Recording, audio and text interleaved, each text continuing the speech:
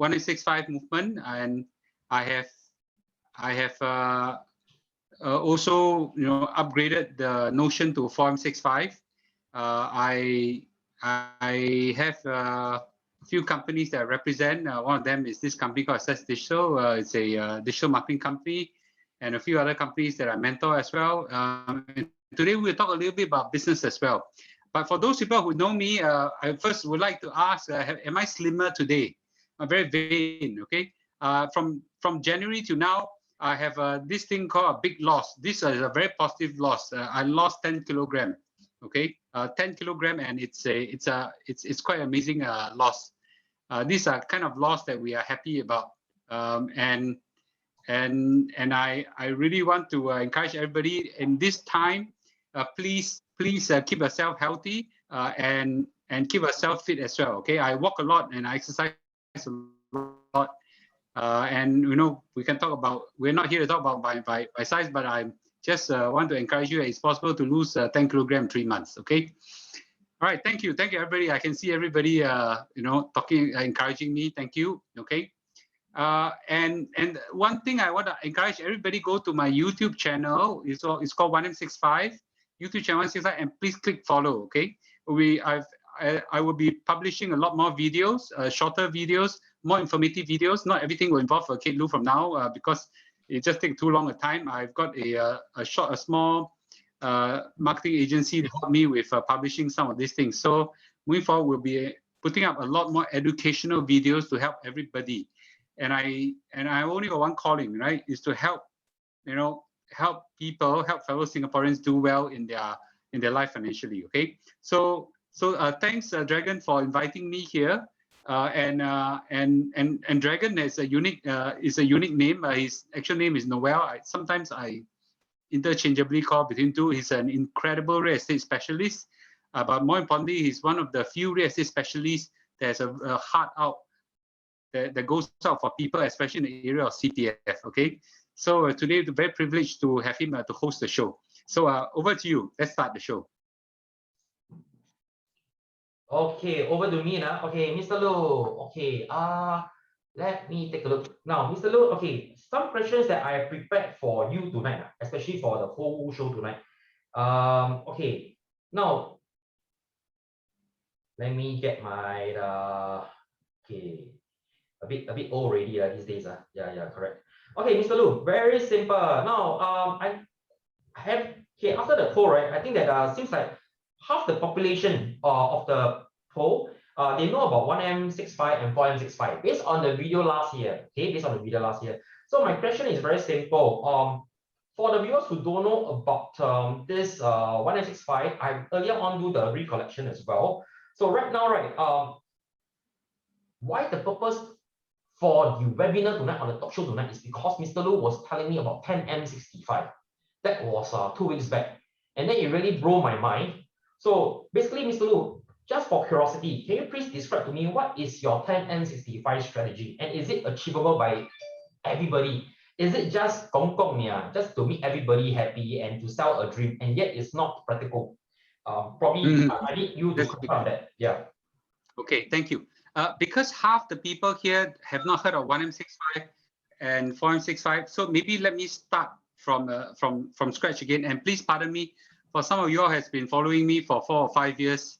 You might have heard this many times. Today is my 92nd time I'm talking about this. Okay, so just please pardon me. So very quickly, years ago, I realized that I am not quite wise financially.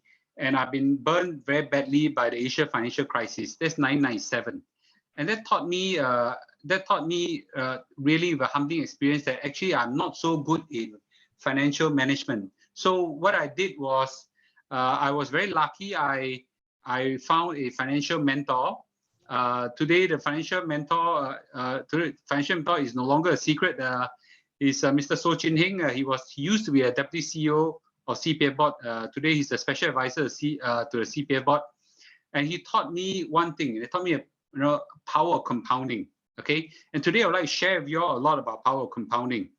We used to think that making money in the financial world is about buying buying low and selling high, buying low and selling high.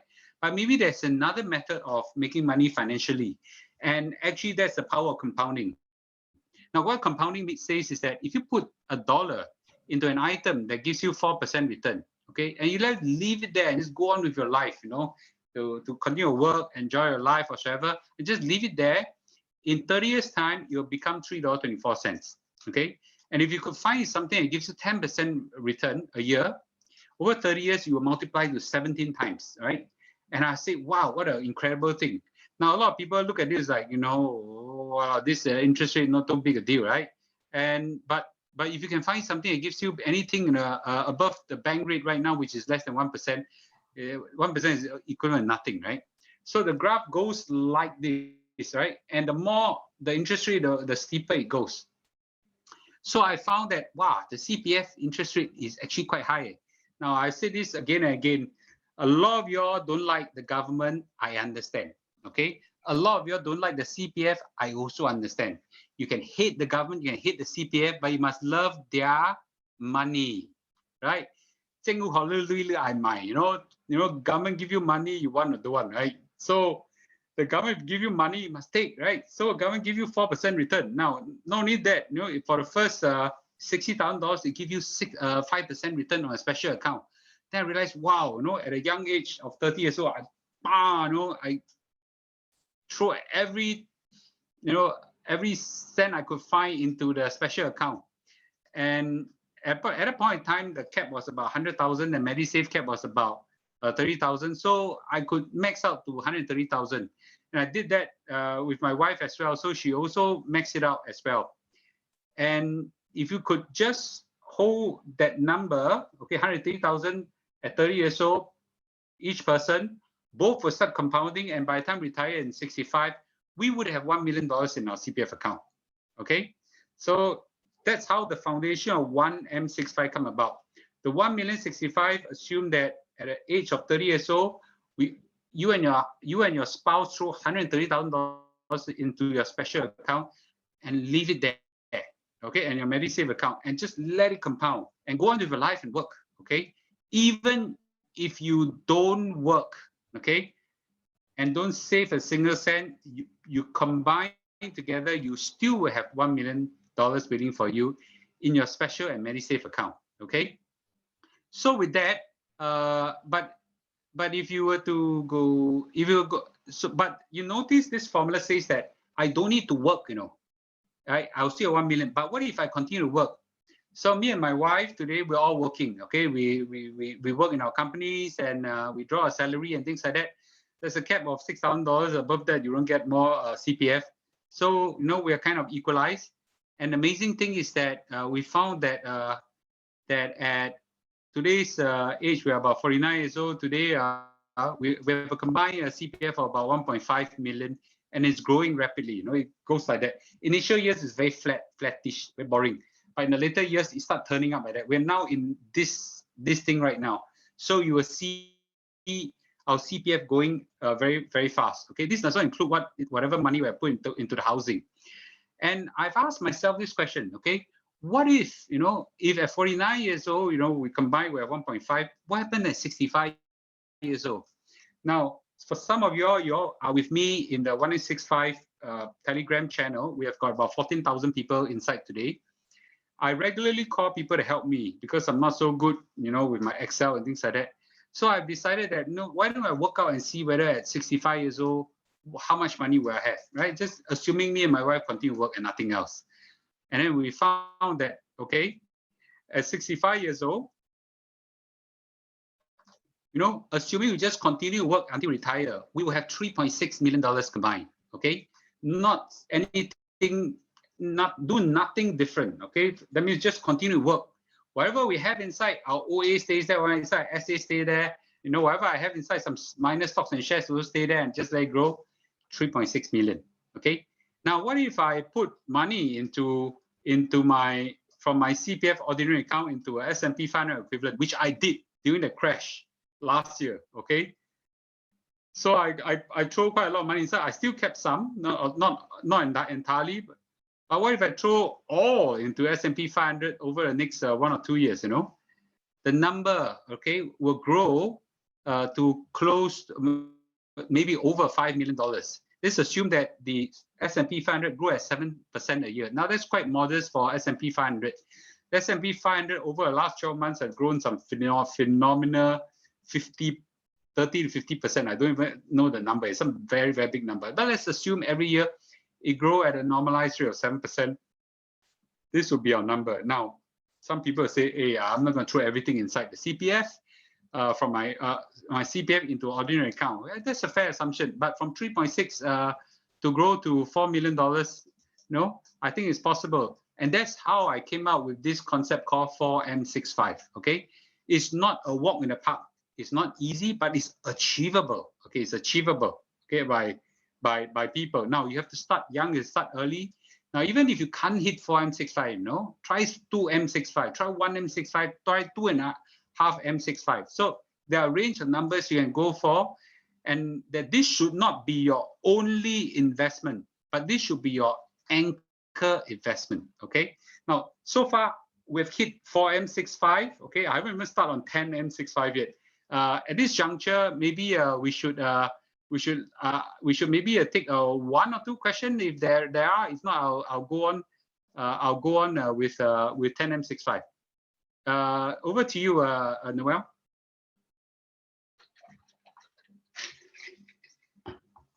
听不到. Okay, paiseh. Yeah, I was so busy like trying to answer all the Q&A just now. You keep pouring in. That sorry, Mr. Loo, I lost where you end, by the way. Where do you end? Okay, maybe I'll pick one or two questions. Someone asked, how do I use ordinary account to invest in S&P 500? In the past, you can't. Okay, the S&P 500 is outbound for OA, but in recent, I think last 18 months or so, there's a company called Endowus. They managed to lower their fees so low that you are now allowed to invest in S&P 500 using an ordinary account through Endowus. Okay, ENDOWUS, Endowus. You can quote that. You can write into them and go to their website and just tell them, yeah, from the 165 group, they will let you invest in S&P 500. I'm not so sure whether they are special treatment, but in the past they used to not open that to the public. But I think now for anybody who code 165, they usually let you invest in S&P 500. Okay. Maybe we take one more question. How do I lose weight so fast? Okay, sorry. We'll answer that separately. We'll talk about inflation later and so on. Okay, maybe I go to the 10.65 discussion. Yes, please, okay. Mr. Loo. Yes, please. Thank you. Okay. So okay, so I forgot. We do have a CPF calculator that for anybody who wants to calculate and key in how much you want to have in your CPF. No, sorry, how much you want to forecast your CPF to have when you're 65. The CPF calculator is in our Telegram channel. I will pin it up later. Or June, if you are not online, you can or Chun Hui online, you can post it again. Our CPF calculator.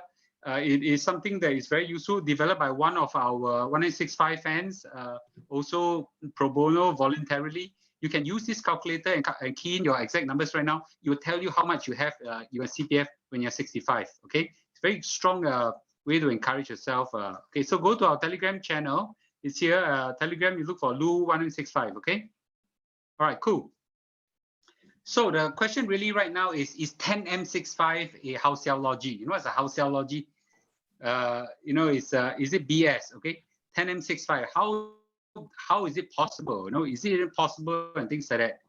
First of all, I need to say 10M65 seems impossible even to me. Okay, I didn't invented this, and I'll give you the story. Okay, but 10M65 is an amazing thing. So CPF issue a news media release, and it came out of this table. They came out of this table some time back. Okay, I think about two or 3 months ago. And this table is a whole bunch of numbers, but basically here it says for those people who are the x-axis here is if the age group of people, and the y-axis here represents how much money they have in their CPF regross using if you have put money in property as well. Okay. The amazing thing is this box that I circled here. There are 10 people that are between 25 to 30 years old that have 500,000 and above. 500,000 and above. That's a lot, you know. How is that possible? You know, 25 years old only can have $500,000 in the CPF. Then I realized that, whoa, there are a lot of very smart people who game the system, okay, and make turn the CPF to their favor and tiam about it, you know, kept quiet about it. How can, man? So I decided, I found, wow, you know, how can I gotta tell the whole world, you know, about this secret? By the way, there are also 10, 20, 25 years old with $300,000 to $400,000 in their CPF. That's phenomenally a lot of money. How are you going to get this kind of money? Then I realized, you know, that the only way it's possible is called parental support. Okay. Well, what does it take to achieve 10N65? So what I did was, I tried to calculate what is the theoretical number, okay, that if I were to invest in my CPF of my kids from birth, and just keep putting money all the way to the cap, all the way when they are 65 years old. Of course, up to a certain age, they will put in themselves. So maybe for ourselves, we help them all the way until 25, 26 years old. Then they take over because they're working from there, and they continue to contribute all the way to 65. And the number that come out is 10 million.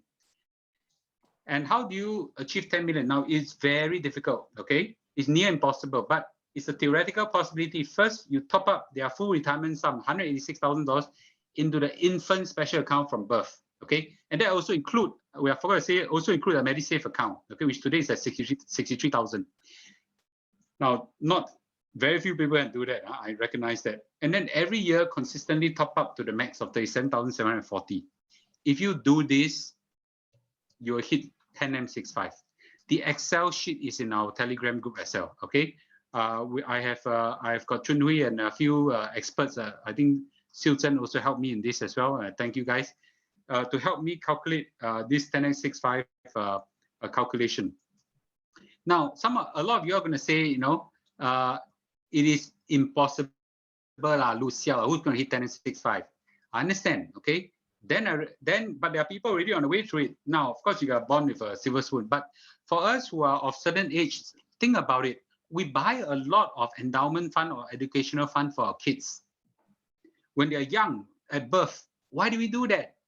You know, it's one of the lousiest investment. If you want investment, buy investment. If you want insurance, buy insurance, term insurance. Don't mix the two together. So one of the channel that I have for people right now is consider if you want to provide for your kids in their later years, okay, money. You know, consider investing their CPF, a special account, okay? And for parents or grandparents, you know, consider this as a very long-term legacy for your kids. Now, some of you say, yeah, give them so much money for it, let us spoil them. If you give them cash, that will happen. But if you give them CPF, very difficult for them to kill the incentive to work. Why is it so? Because when you give them money in their CPF, they cannot touch.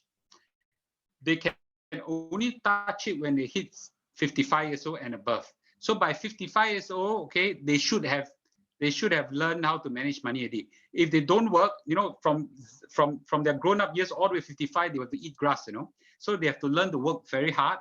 In that sense, when they are ready retired from 65 to 65, they will start appreciating what you've given them. Okay. So instead of giving them now, and you can only give them maybe, you know, some money, consider topping it there and let the power of compounding grow with them. Okay. It's a very interesting philosophy. Not everybody agrees with it. Okay. But I think that if I were to give money to my kids right now, I fear that it will kill the incentive to work. But if I give it to them, you know, they will remember me at the later years of their life. Okay. So this is a very controversial. So I think 10M65, or it need not necessarily 10N65. It could be any number between 1N65 to 10N65. It is a continuum. You know, if you can't do 10M, you can do 9, you can do 8M, 7, 6, 5, 4, 3, 2, 1. You can pick any number, right? Every number comes with certain stretches in life. Pick something that is suitable for your lifestyle as a, you know, as something for your kids to start, okay? And for yourself, top up your SA and MA as early as you can. With that, you know, the power of compounding will take over and run it up for you, okay? So over to you, Noel. Okay, your good. sound is out again. Yep. As per normal, busy trying to answer the question that's pouring in. So, okay, just now Mr. Loo was saying that we can actually top up for our newborn, our kids, our baby, regardless how old they are. And the topping out was, as of today, the full retirement sum is 186,000. So eventually, right, if you use this figure, right, you compound for 55 years. I don't want to show you the calculation here, very boring. I just speed, y'all agak know the figure. Over 55 years at 4% compounding. Because compounding is it's the eighth wonder of the world by Albert Einstein. It will compound to 1.5 over million in 55 years time. This figure, confirm one. So this is how powerful the compound interest is. But question is that I also did some reflection because I always think that CPF is also a good saving and endowment plan for our kids as well. So sometimes rather than we top up for our kids, and because we don't know who is our grandchildren, maybe our kids pass on to our grandchildren. Why not we can, another proposal, why not we top up our SA, Papa, only when you think that this cash is that you don't want to use for emergency, this cash is too much for you, you just want to top up your SA, all right? Probably your CPF saving can be a good source of legacy planning as well as probably a kind of inheritance for your children.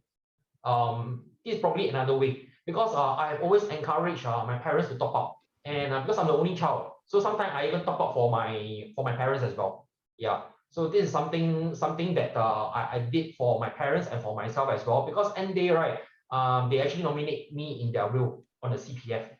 It can be in two forms. Either they can give me in terms of cash upon their passing on in future, all right. If not, it can be in the form of CPF. So if you think that your children is the one who probably, or your child is the one who probably is the one who don't save, he's a spender, he's a squander the wealth away, probably the inheritance can be in the form of passing on in the form of CPF saving. It's all there, but he can use it for his emergency in future. All right. So this is my own sharing. Anyway, Mr. Loo, I have to go on to the next upcoming topic because I think that our topic is so interesting. We have close to 500 pets here. Now, okay, having said that, I like to give a reminder. I need to share my screen. Just not to interrupt. Sorry, to interrupt a bit. So for all of you, right,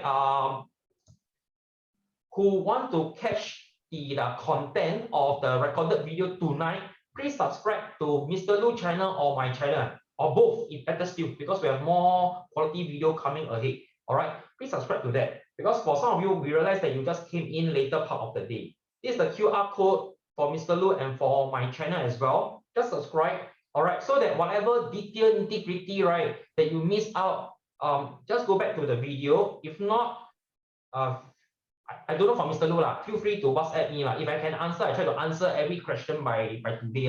You know, as the question keep pouring in. If not, you can just WhatsApp me. I'm very happy to answer you because I'm a firm supporter of Mr. Loo, 1M65. All right. So, Mr. Loo. Thank you. Now it's the most important thing, because now it's 9 p.m. Okay, while the parents maybe later on they need to settle down the kids 10 plus. Today the main topic is about the perfect storm, the perfect stock market storm. I think this is the thing that a lot of people ask me just now, the Q&A. Mr. Loo, when is the stock market going to crash? Or Mr. Loo, would you like to tell us more about it? Because last year you're talking about the bull market, so positive, so confidently. But right now, your stand changed a bit. Or was it change not very drastic or drastic? Yeah, right now you're talking about that the perfect stock market storm is coming. And recently, I think that some of you who managed to catch Mr. Loo's article in dollars and cents, he mentioned something about this as well. So probably tonight, I need him to elaborate further. All right, Mr. Loo, do share your screen. Please go ahead. All right. So just subscribe our YouTube channel. All right, guys. Come, thank you. Mr. Loo. Okay. All right, thank you. Can you all see my screen?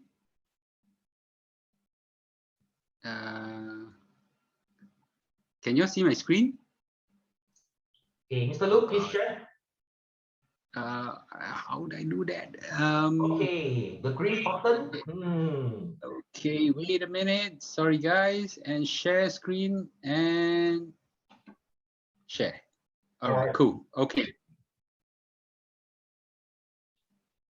All right, cool. Okay.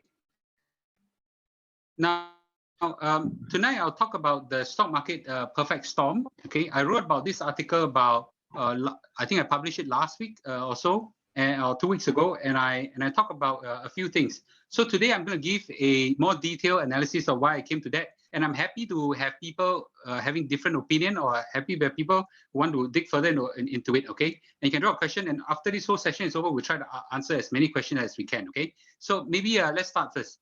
There are in a perfect storm, usually there are three things that come, okay? And the first thing that we are right now at risk with is inflation, okay? Initially, there is still a debate whether inflation will happen or not. I, for once, don't quite believe that there will be a demand pull inflation. A lot of people say that, inflation is coming, but I think otherwise right now. Right now, there's no longer a doubt that inflation is happening or not. Okay, there's no doubt. Right, the inflation is already here, and even Warren Buffett and a few other big names are come out to say that they're seeing already very substantial inflation and rising prices globally. Now, the chairman of the Federal Reserve, Jerome Powell on the left. Actually say that he do expect some inflation to happen, but he thinks that it will be transitory, short-term inflation. So the question is no longer whether there will be inflation. The question is whether will inflation be transitory or long-term, and coupled with that, will there be interest rate hikes? Okay, and if interest rate were to come up, then it will hurt stocks. So let's talk about how this inflation come about. There are two sides of the story. In all inflation, if you ask any economist, they'll tell you that it can come from two fronts. Number one is it comes from demand, and number two comes from supply. Right? Demand and supply will cause prices to go up. From a demand side, okay, there's tremendous amount of stimulus now given globally, and especially in US. This table has shown the amount of money that has been paid out so far for this COVID-19 pandemic is $2.8 trillion. Trillion, Trillion got zero, a lot of zeros, and there's a lot of money printing going on. In the past, money printing is actually quite laborious. You really got to go and print the money. You got to go and find raw material, got to find paper, you get the press to print, and then you got to actually hold the cash and distribute out to the banks, and banks distribute out. Nowadays, printing of money don't need. You all realize it's just a keying of a few buttons only. Add a few zeros and after that, a few hit a button and money is printed already, right? And that's why the stimulus is so fast right now. Okay, so on demand side, there's tremendous amount of money that's printed and given out as stimulus by both the Federal Reserve and the Congress. Okay, in the US side. On the supply side, okay, because of COVID, okay, we now have huge supply side risk in terms of shortages. Number one, there's a tremendous sudden increase in demand as big buying countries liberalize their economy from lockdowns, and on the supply side, because of you can't work, you got to cut down your working hours, you got to not go out and work, you got to work from home, blah blah. But all the reasons, we now have tremendous raw shortages in many supply chains and raw materials and so on. Okay, we see wood being a big shortage, semiconductors, chemicals, metals, car batteries, petrochemicals. This one you will feel it. For example, in Singapore, we have a huge shortage of migrant workers. Why? Because everybody kabu that the South Asian workers, when they come in, they bring virus over. So what do? We stop them from coming. As a result, right now, what happens? Okay, you say it's very easy, right? We now have shortage of people cleaning the roads. There's now shortage of people in the work. We are BTO. This one, Dragon will know. The BTO right now, the delay is up to 5-6 years. Okay. So what do the newlywed do? The newlywed betahan already, they gotta have a house, right? So they go to the resale market, right? And everybody bid up the resale prices, and the resale house seller who after sell a big house, sell a house at a great price, they can buy up the condo, and the condo then sell and buy a landed property. Everybody goes up. Okay. So now we have got inflation in our houses as well. Logistic chain, container freight cost increase. There's a lot of flights being cut down. Do you realize the number of flights are so few right now? In the past, flights they could pack goods and passengers together. Today they only have cargo, and the freight cost goes up. So combine all this together, you have a phenomenal increase in demand, and you got tremendous supply side pressure. The result, you have inflation. Okay, so now inflation actually hit us in a few ways. Now, some of you all say a price increase, our value of money go down. But it hit the stock market. Why is it so? It hit the stock market, especially at the tech sector. Why? The tech sector, they project their profits for very long term. These are very futuristic. When they project their cash in very long term, okay, in that sense, when the interest rate, when the inflation risk is high, people expect the Federal Reserve to increase the interest rate to bring down the inflation pressure, okay? Or actually expect the central bank to increase the interest rate to bring down the inflationary pressure. When that happens, when interest rate goes up, the stream of cash flow that's coming in the future is now worth less, right? Because you could have put money in the bank and increase, you would, instead of putting money in the stock market to get equally good returns. So therefore, the value of all these high-tech stocks start to go down. This year, the Nasdaq has been crashed. No, crash is too heavy. Has been dived 2 times. Okay, 2 times, huge dive so far. 2 times. There's a lot of people over last year in 2020 who love to howl in on their Facebook or their social media that they make a hell of money on Tesla, on the FANG stock, Facebook, Google, Alphabet, Netflix, blah, blah, blah. And this year, suddenly all those voices disappear, Why? Because inflationary fears have dived tech stock terribly. And right now, it seems we're going up again. The market now is not open yet. It seems we're on a slight climb again. But have the inflationary fear disappeared? No. Okay, it will come back honest, all right? And it come back honest, we will see huge volatility. Right now, the only thing that's holding back from the stock market, especially in the high-tech sector, from a big crash, okay, is basically Powell saying that I will not, okay, think about increasing interest rate. The chairman actually said that. In fact, he said that I have not started thinking about increasing interest rates, okay? But the inflationary fears are so real that the Wall Street doesn't buy his gung-ho-ness, and they're bet down on the prices. The day when he have to start thinking about increasing interest rate, or actually have to be real about increasing interest rate, will probably the day we'll see a very phenomenal adjustment in the stock market, especially in the high-tech stock. Okay, so that's point number 1 on the stock market. And do we want to take some question now, or we go on? Dragon? Okay, okay, Mr. Loo. Okay, on and off. There's some question pouring in. Are you going to cover about CPF SA shooting, the strategy on that later on? Okay, we'll cover. I would like to, on this topic right now, cover on the inflation fears. Anybody have any inflation question? Then for the rest, I will cover it one go very quickly at the end of my talk. Okay, maybe Mr. Loo, can I share something about inflation as well? Yes, please. Thank you. Because I think thanks to COVID, a lot of things has to be domestically, the consumption has to be domestic. So what happened is that I have a few good clients who are good friends of mine. They become my good friend recently, and they always call me to update about the current situation in the construction industry. And because that there's a shortage of manpower. So what happens is that the labor cost actually increase. For example, the skilled labor, for example, a tile installer, construction worker, before the pre-COVID, they are being paid around $16 per hour. Right now, their salary is as high as $24 to $25 per hour. So in fact, their costing has actually went up by 50%.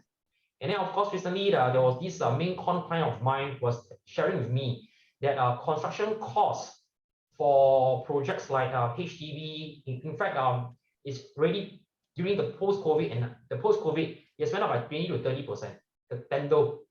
So likelihood going forward, I think that this is also part of the inflation. But end day, right, all these costs will pass on to who? You'll pass on to the consumer or the buyer. So it's something that I need to share with all of you about inflation. Probably, Mr. Loo, I pass on to you.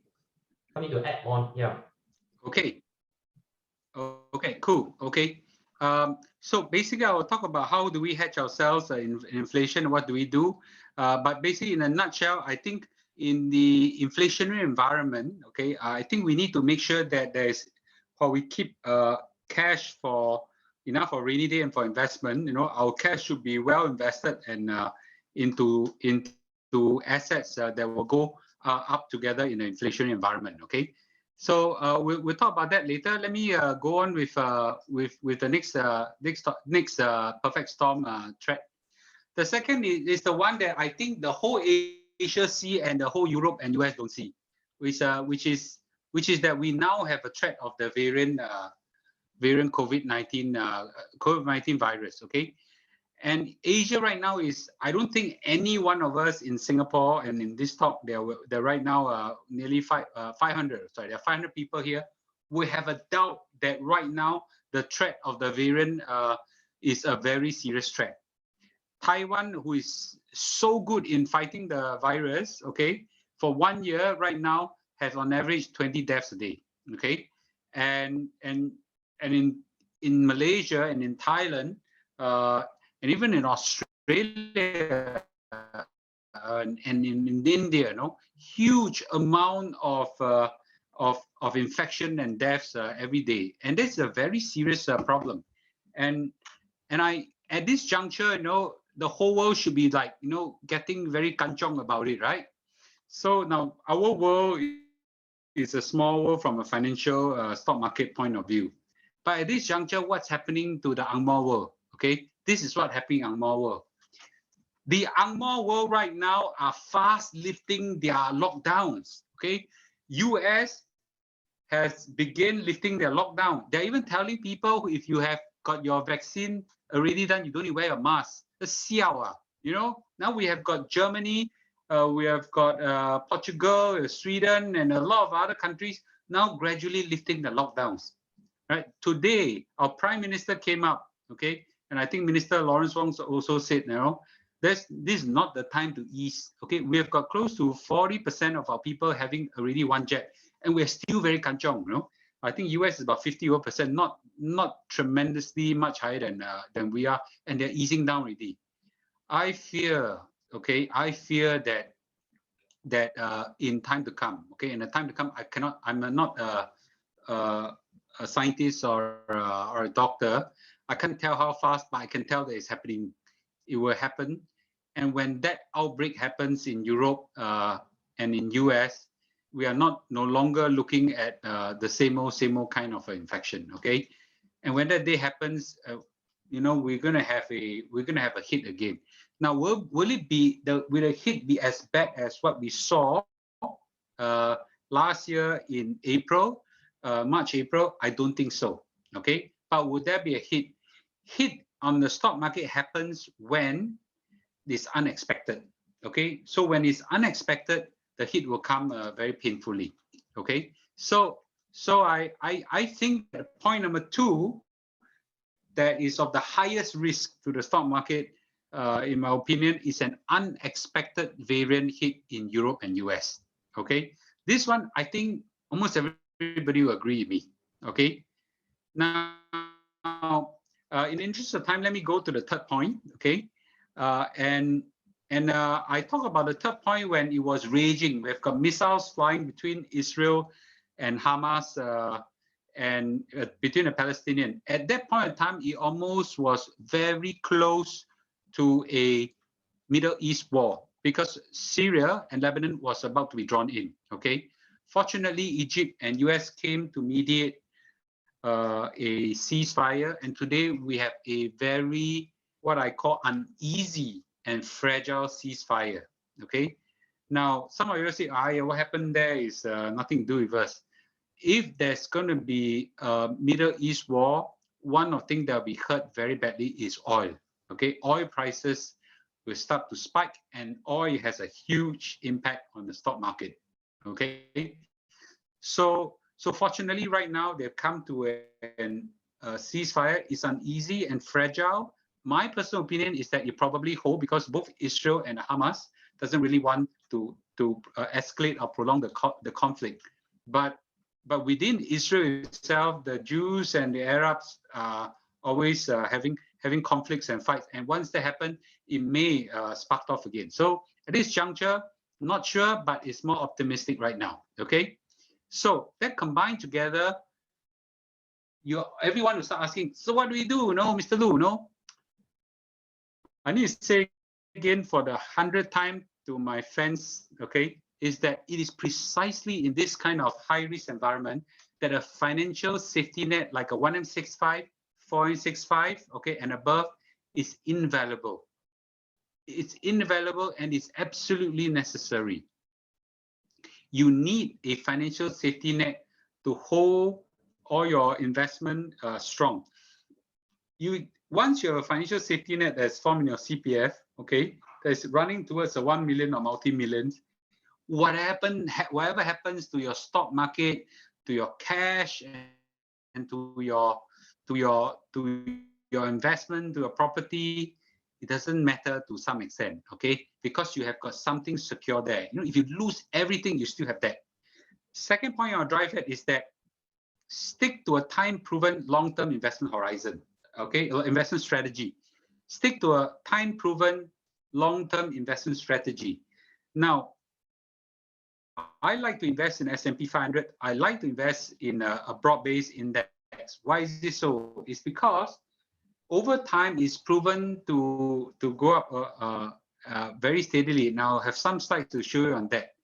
But a lot of us, okay, especially in Singapore, love stock picking. Okay, love stock picking. I don't stock pick. Okay, I used to do that a lot when I was much younger. I don't do it anymore because even the professionals cannot stock pick and successfully and beat the market, let alone amateurs like us. Okay, some of you love to buy REITs, some of you love to buy dividend stocks.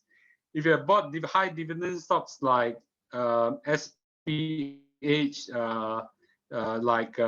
you know, is it First Capital or something like that, and a few other telcos and some property counters and things like that, you know, you realize that a lot of them were hit very badly by COVID. Okay, now I can't stock pick, and I encourage everybody, if you're like me, an amateur in a stock market, you know, why don't you just buy the whole market? And when you buy whole market, buy a proven one, not like Singapore or STI, and let time compound itself. Avoid timing the market because very few people say, oh, I know Mr. Loo, you say it's going to crash right now, so I walk in, sell, and later I buy back. But when the market crash, very few people have the emotional guts to go and buy. Okay, you go through an emotional roller coaster. So a better strategy would have been, if you bought it already, you know, just leave it there and let time just ride it through. Just buy gradually over time. Okay. Let me just share with you about long-term investment strategy. This is the S&P 500 over the last century, 100 years. Can you see the graph? It's an exponentially growing graph. Okay, you pick any 30-year gap, it rides up in an exponential number, huge number. If you invest like $1 and some let's maybe $10 somewhere in 1950, it'll be some $4,000 over $40 over $1,000 now. So it's a very exponentially growing graph. I think the growth is about 10% on average over the last 50 years. Now, some of us said, "Oh, why don't I try to time and try to, sell and then buy back in crisis, sell and buy in crisis?" Well, that's one way, but I say again, very few people have the emotional guts to do that. Last year, I kid you not, when the market was crashing, I tell everybody I'm going to buy. Very few people there are going, right? Okay, then the market go up, then everybody start chum. This is the Dow Jones Industrial Average, which is also a broad-based index. There are maybe 120 of them. Every time it recovers, and if you just buy and just leave it there, it will gradually go up. Now, sometimes it can crash for very long in the early Great Depression days, but in recent maybe 20, 30 years, the recovery has been very quick. Okay, so as I said, pick something that compounds, proven to compound over a long period of time. And once you buy, you can leave it there and just go on with your life. Okay. So maybe I'll cover one or two last topic. Some of you have asked me, what do I think about crypto? Dragon, do you buy crypto? I bought a bit, yeah, fans of Tesla, fans of Elon Musk. So I have to buy a bit, yeah. Okay. But I came across in now, my mind, some right? of you asked me, Mr. Loo, but I really came across people who had actually the so-called they made early entry into crypto many years back, and then the whole crypto went up by 30-fold, 50-fold, 60-fold. So there are really some property buyers in the market who I really encounter myself, and even among my colleagues, they really make millions, and they bought property. So it's something that I want to share. But is it risky? I think that anything that is a high return, of course, you need to able to tahan the kind of risk and stress level. So it depends on individual risk appetite. I'm conservative person, at the same time, I'm a person who loves to explore, adventurous. So this is me. So it depends on individual, Mr. Loo. Yeah. Okay. Mr. Loo, yeah, just pass on to you. Yeah. So what do I think about crypto? First of all, I'm a big believer that the underlying technology of crypto, which is called blockchain, is going to be a technology of the future. I believe in blockchain. I believe in decentralized finance. I believe in NFT, non-fungible tokens, and they're all these application of blockchain will be a big thing. And crypto, which facilitates the transactions of all this, will be a big thing, especially things like Ethereum and all this. Do I believe in crypto as an investment? Okay, I would like to, I think Dragon and I were discussing yesterday. I would just say this, okay? Now, after talking to maybe many crypto experts and all this, and I still find that it's quite difficult to understand. I would just associate this. Now, the main conclusion after talking to all the experts is that crypto investment right now is speculative in nature. Now, a lot of people can say, but they know what is crypto about. They know, okay? So maybe the best analogy I'll give about crypto is like playing mahjong. Are there people who are good in mahjong skills? Yes, okay. But is mahjong still gambling? Yes, okay. So crypto is like that. Crypto investment is like, there's some people, especially the younger ones, are able to catch up with the technology and able to think that they have some skills that make them having an advantage over others. But it doesn't take away from the fact that crypto is a highly volatile instrument, of which bulk of the people who buys into it are speculative in nature. So rendering it a highly gambling, akin to a gambling type of asset. I personally don't like to dabble with things like that. Okay, so first of all, I don't dabble with things that I don't have a very good understanding on. Number two is that I don't like to dabble something that that is akin to almost like a gambling, almost like a gambling, almost like a speculative in nature. I don't do this too, but there are people who like to do that. I won't stop you. It's just like people want to buy Toto, people want to buy 4D, people want to buy Mahjong. It's okay. Put a sum of gambling money into it, right? 5%, 3%, 2%, 1%, max 10% into it, and don't upstick. Okay. and continue to live your life as it is. So I personally would suggest that approach. Many of the youngsters will disagree with me and say that you old man, you don't understand. I don't disagree, I don't understand, but I do know enough now that it is speculative in nature and it's a dangerous asset. But I still think that the underlying technology of crypto, which is blockchain and the rest, are going to be a technology of future, and I'm actively trying to pick myself up into this field. Okay. With that, I have my last topic I'm talk about. We talk a lot about investments. Now, some of you who come here today are business owners. And you ask me, Lou, you're a business, you're an entrepreneur yourself and a business mentor to many startups. What should you do right now? If you are a business owner, right? I'll just say this: if you're a business owner and you're right now in a COVID pandemic, okay, your business is transformed, impacted in certain ways. Let's get it clear: the good old days might never be back. You might say, oh, in those days, I'm able to do this, do that, do this, do that. No, I'm waiting for that day to come. Maybe that good old days may never come back anymore. Okay.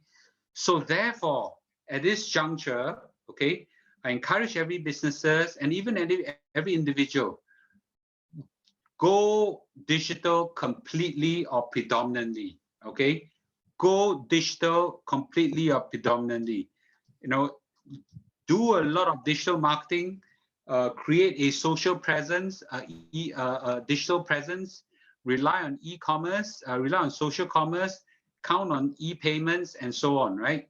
Turn yourself into an asset-light company, forget a shop front and office space. If you have to have one, don't bet on one that's expensive. Lower your costs, hire less, partner more, change your business model, right? If you're selling food right now, be prepared again and again. Restaurant food space or sitting space will be curtailed by the virus impact. If you sell clothes in a big shopping mall, be prepared that again and again shopping mall will be closed down whatsoever, and so on. So you got to transform your business to go digital, to go asset-light right now. Okay, right now, on the assumption that the good old days may never be back. Okay, and once you can do that, you'll be able to transform yourself. And I welcome anybody who is a business owner to have to have more conversation with me in this topic. You can always find me on my Telegram channel, or you can WhatsApp me or email me at loochengchuan@gmail.com. Okay, so anyway. So this is our 1M65 Telegram group, and then we've got a YouTube channel. Please join us on our YouTube channel, and also on Dragon's YouTube channel as well. And thanks for listening to this talk. And I think we will have a lot of a Q&A. We'll go through very quickly. Okay. Yeah. Okay. So maybe Noel, you can pick the questions for me, and I'll answer quickly. Okay. I think that I just want to pick a question from one of the Q&A question. So it was anonymous attendee. I don't know why. No name here. Okay, so basically, I think he's a fresh graduate. So basically, he said, hi, for a fresh graduate who has just started working and thinking about doing top up. So very young man, start young, very good. I'm not sure about the order in which how I should go about doing so. Number one, top up SA first to FRS, full retirement sum. 2, top up MA to BHS, basic. Correct. I think it's the basic MediSave. Yeah, correct. And then 3, or top up your SA and MA simultaneously in January of every year. Please advise. Thank you. Young man asking a question, or young lady. Okay, so thanks for the question. I'll go very quickly. It's very important for you to set aside a sum of cash for a rainy day. All right. People used to suggest 3 to 6 months. I would suggest 6 to 9 months of your monthly expenses, because right now economic hit can be quite long and quite painful. Second is that once you've done that, okay, I would suggest that you probably want to make sure that you have saved enough money to at least put a deposit for your BTO flat. Okay. And unfortunately today there's a lot of government grants and things like that, but you still need a sum of money for BTO flat. So save enough money for that. Beyond that, everything else, I would suggest, if I'm in your position, I will top up my special account as quick and early as I can, because the power of compounding is now to your advantage. The first $60,000 is 5% interest, 5%, how to find, okay? So that's what I'll do. And then once you top up that one, and then you go and top up MediSave and things like that, once that is done, you're set for life. Okay, next question, please. Okay, next question is very simple. Okay, it's also from the Q&A. We try to cover as much as possible since all of you are here. I think just now the figure was 500. Wow, so happy, full house. Another 100 plus is watching the YouTube video on live. Okay, now one of the attendee was asking, is only inflation remain as the risk factor out of the three, and how strong a risk do you think that is? So just now you're mentioning about inflation. Sorry, can you repeat the question again? So the question is, if only inflation is one of the risk factor out of the three, because just now you're talking about inflation, you're talking about the war, this, how long a risk do you think that is? How does inflation pose a risk to the stock market? I think that this is what she's trying to ask, or he's trying to ask. Okay, now there's a lot of question on inflation. I think generally first the question is, number one, will inflation be transitory or be mid to long term? Second question would be, will inflation lead to an increase in interest rate? Okay. Now, I think the first thing is, do expect inflation fears to hit the stock market again and again and again moving forward. Okay. It will not necessarily be very, very high, but it will come again and again and again. So I think that's the first conclusion. So when you see inflation hits, don't be surprised. Now, an anticipated fear is not as scary as an unanticipated fear. So when you see, oh, lai liao, okay, I'll just ride it through, okay? Because you buy an S&P 500 or a broad-based index, that's okay. Now, the thing is, if inflation is transitory, then the Federal Reserve is unlikely to increase interest rate, okay? And therefore, there'll be minimal or no impact, okay? But if the inflation is likely to be long-term, then the Fed will step in with an increased interest rate, and therefore we will see a very big impact on the stock market. My personal opinion is that I don't think the inflation will be throughout transitory or throughout permanent. Some inflations will be a bit longer term, some inflation shorter term, okay? So the collective basket may be more in the middle. Some things like housing and all this will be there for a long time because it takes a long time to build houses. Some other things like maybe short-term production of shortages of semiconductors and supply chain, all this will be easily resolved when the planes and passengers come through and things like that. So therefore, I think it will be somewhere in the middle of the road. The key thing is make sure you get yourself invested in an instrument that will survive through the ups and downs of the market, and don't panic when you see inflationary fears plague the stock market to a huge spike and huge dive, okay? Don't panic, okay? Next. Okay, good. Talking about inflation, right, Mr. Loo, probably something I want to share with them also. This is something that I will share with a lot of my so-called my students as well, who attend my classes, as well as a number of my clients, That is inflation. Inflation itself. Okay, let me link the handphone. Okay, so hold on first. Okay, I couldn't. This will stop other. Do you want to continue? Yes. Okay. So I want to share with you, right, my calculator. Now we have this simple calculator that Mr. Loo ever shared once about the calculator. How does a compound interest work? And because of this enlightenment, because okay, let me show you guys. This is the magic here. I think that you'll find it practical for the rest of your life. Now, okay, let me mirror on the wall. Show my handphone screen. My calculator, please. Thank you. Okay. Yes. Okay. Now you'll see my calculator. Now there's this calculator that is either Apple or Samsung. All right. that they can show you the powerful impact of compounding interest. For example, just now we're talking about 186, right? If you top up your special account in your new bond or yourself at 186,000, the compound interest will work at 4%. So 4% is that you multiply by 1.04 because 4% is 1.04, okay, in percentage means.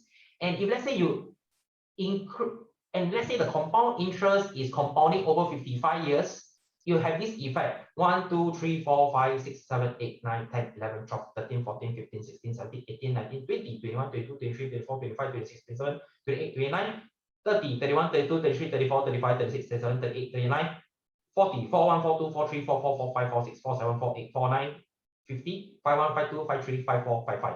So just now I'm talking about that. Your 186,000 compounding over 4% will be 1.6 million, correct? That's applying to CPF, compounding interest. And interestingly, thing is that after attending Mr. Loo's so-called, let's not take a look at the notification. After attending his talk 1M65 at a CPF Suntec City 4 years ago, I came to realize that inflation is actually on compounding as well. For example, because I met too many people, I did a lot of calculation with a lot of my HDB seller as well as a lot of HDB upgrader. I realized that what is 270,000 20 years ago?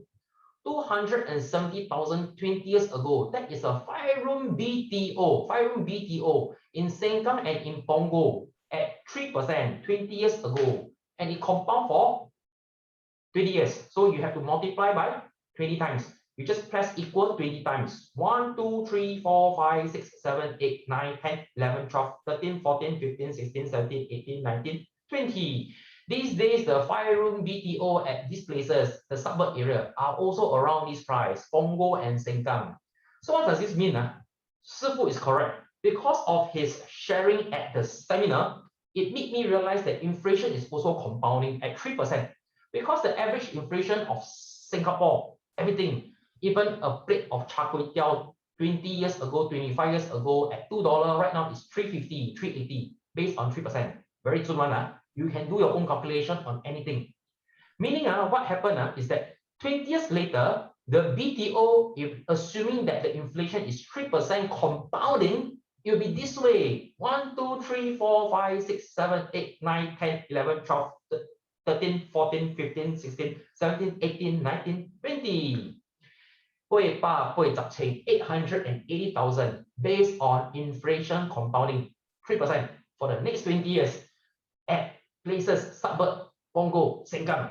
So if everything, assuming that it's going soon 3% inflation, this will be the prices that we're going to anticipate 20 years later for our children generation. That's all I want to share about inflation. Okay, now I try to speak a bit faster because I need to cover as many questions as possible. So right now, Mr. Loo, I'm using a lot of energy, so later I'll go flat, definitely, end of the day. I try to have more questions to address as well. Now, right now it's about S&P 500 because just now you cover about US stock market. So one question from this call, I think Kelvin T, is it? Kelv T. Mr. Loo, do you still DCA in S&P now? Or are you waiting for opportunity to invest? Okay, that's a great question. Now, for me, my portfolio is now well balanced, right? I wanted my portfolio to be designed in such a way that there's a certain percent I want to be in S&P 500, some in bonds, some in CPF, some in property, and some in so and so, right? So that spread is okay right now, and I still want some cash. So I don't DCA or dollar cost average into S&P 500 more, but I do set aside a substantial sum to wait for a crash. That's me, right? Because I've already well invested throughout. And because if it crashed, that means that my stocks portfolio is now underweighted. So therefore, I need to put in money again, okay? So that's how I balance it. Now, for some of you all don't even have S&P 500, then that's a different matter, right? Then if I'm in your position, I will slowly DCA my way in. So that's the thing. Now, as I follow up a question, it's like, what other indices do I advise to DCA in? As I said, globally diversified index. I I would think that the Nasdaq itself, if you can stomach the volatility, would be an interesting thing. Try not to put too much into it because there is high volatility. I have some money in this fund called Dimension Fund, which in some sense also quite a globally diversified fund, right? So I think the key thing is to have a globally diversified fund, okay, so that it will go up across over time. Okay, next please. Okay, good. Now, so of course, there's this. I think Li Hua was asking, are you able to share a percentage of your portfolio allocation, Mr. Loo?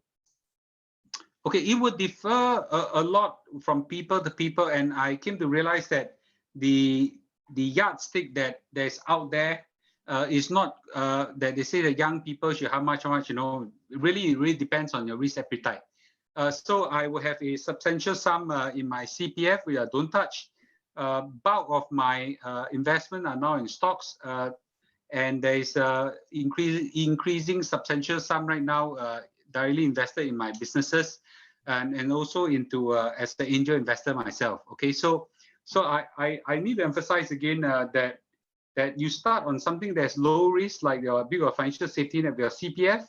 Then you increase it through S&P 500 or equivalent, and then you can go up your risk slightly, stack it up, and you can assume more and more risk.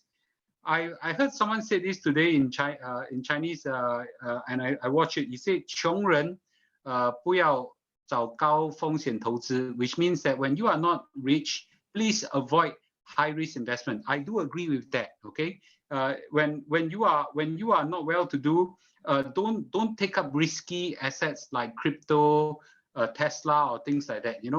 Bet on something safer. As you build up your investment, then you start assuming more risk.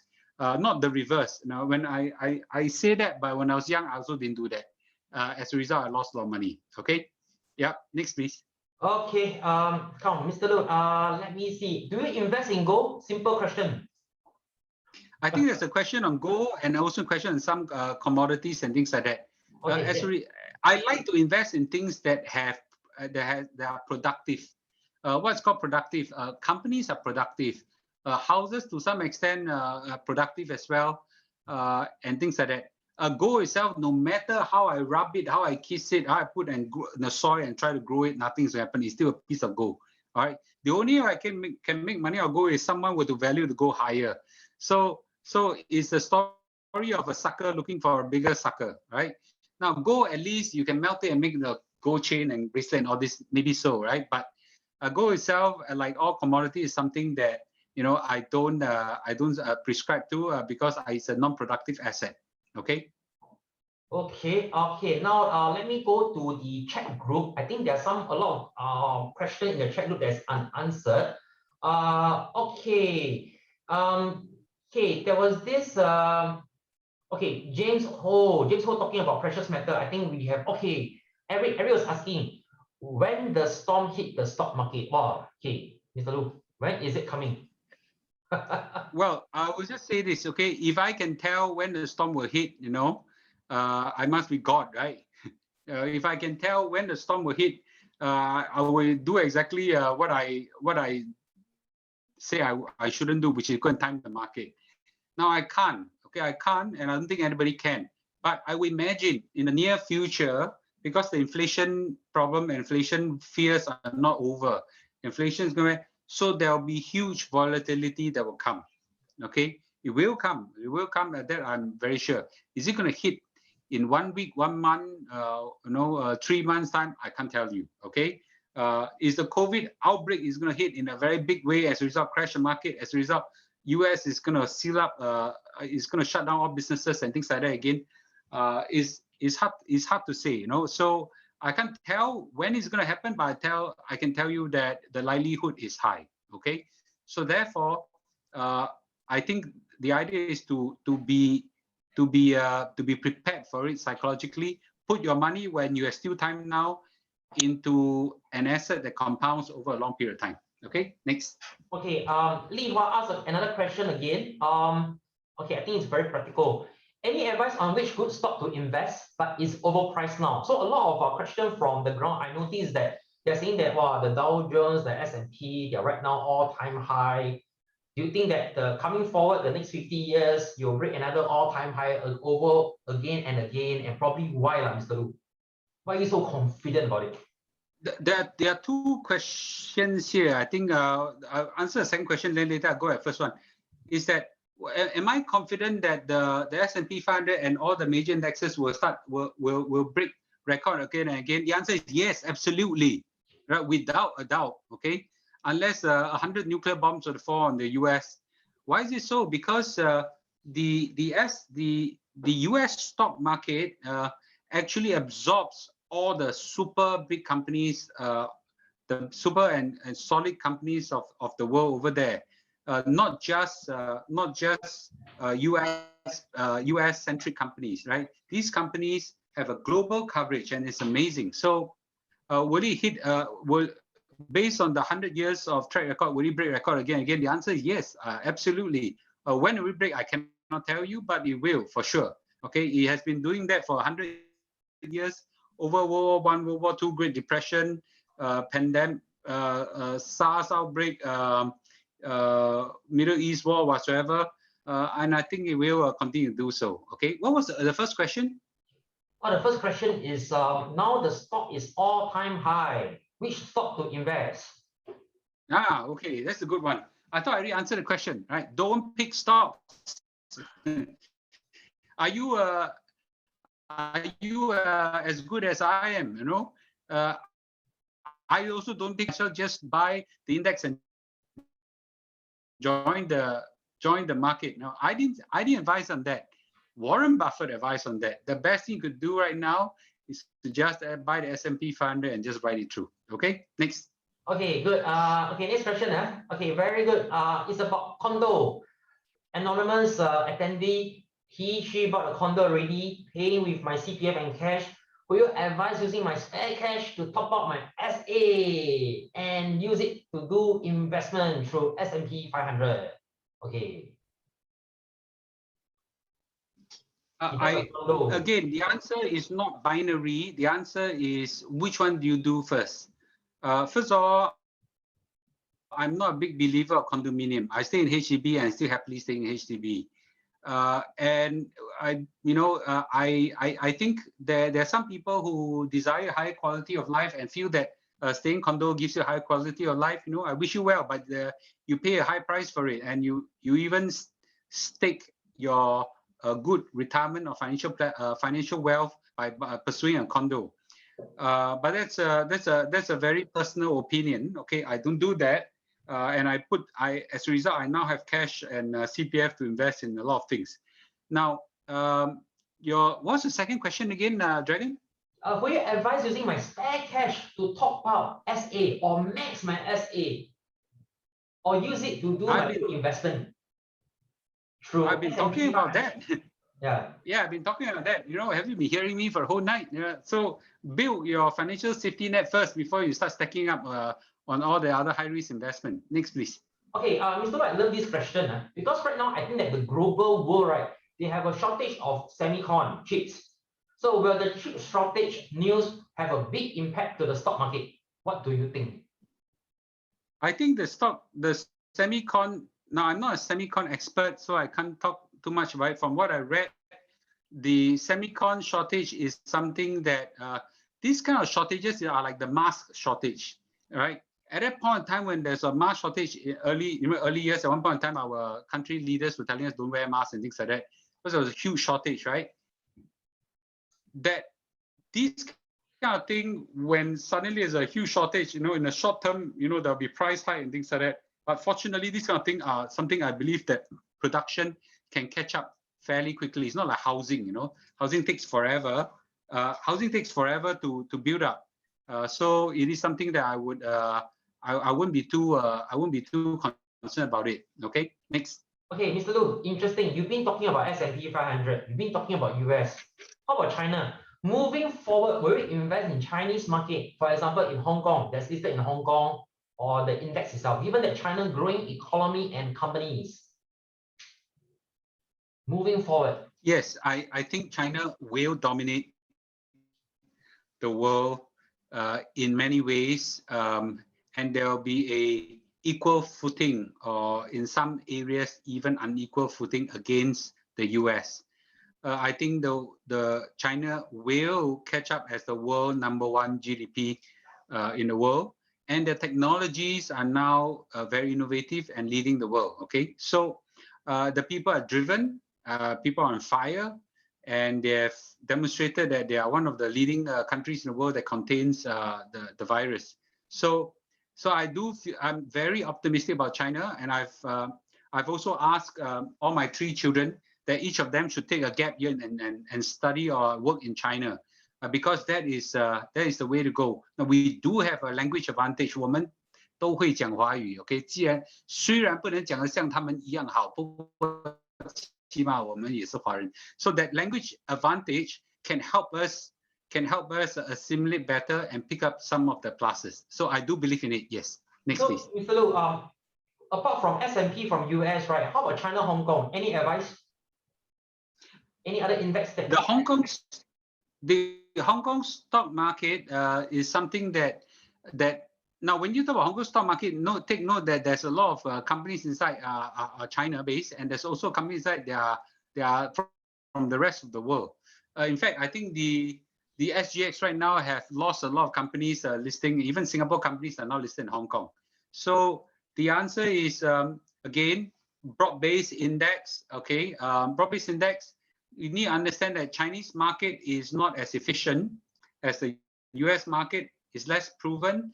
Again, when I talk about Chinese market, I will be, while I'm bullish about the economy, I'm not certain about buying China stocks. So I would be less gung-ho about dabbling with China stocks at this juncture.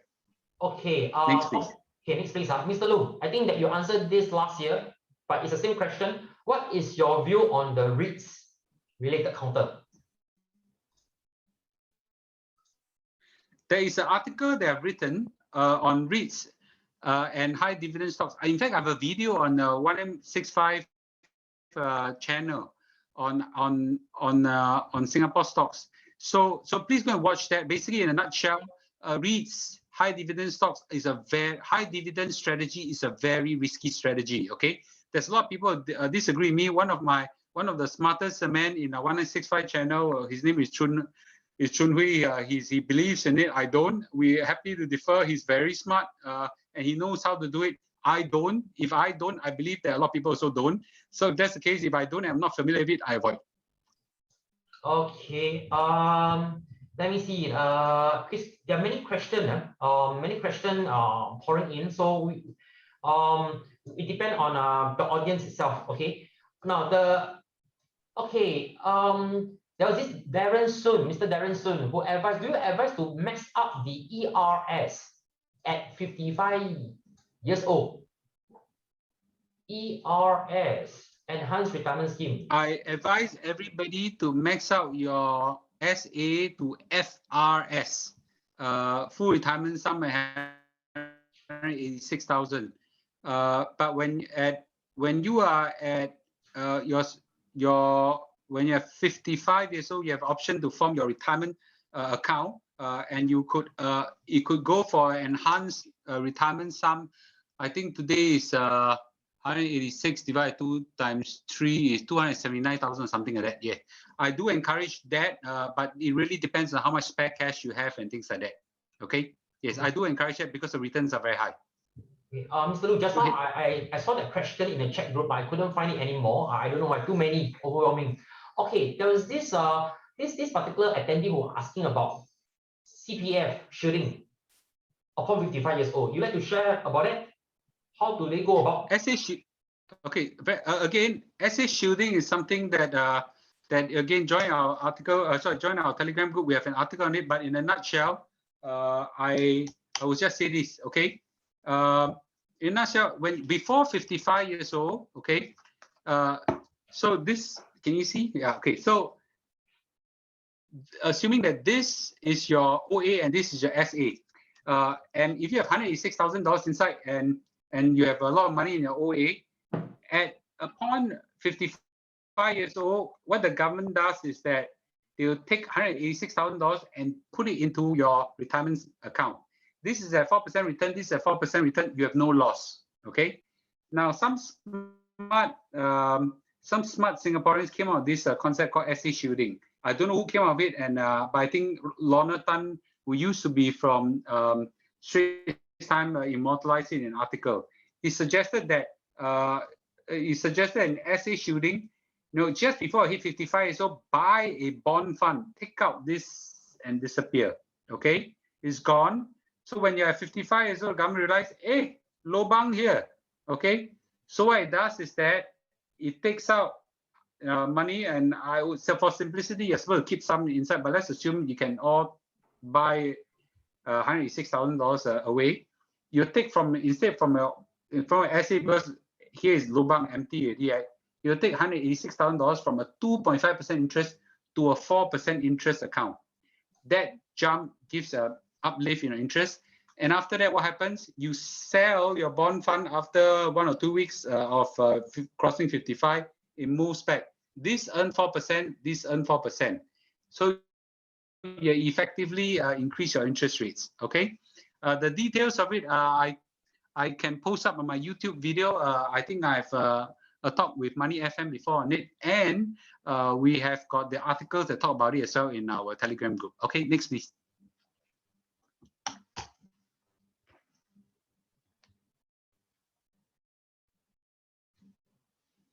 I can't hear you.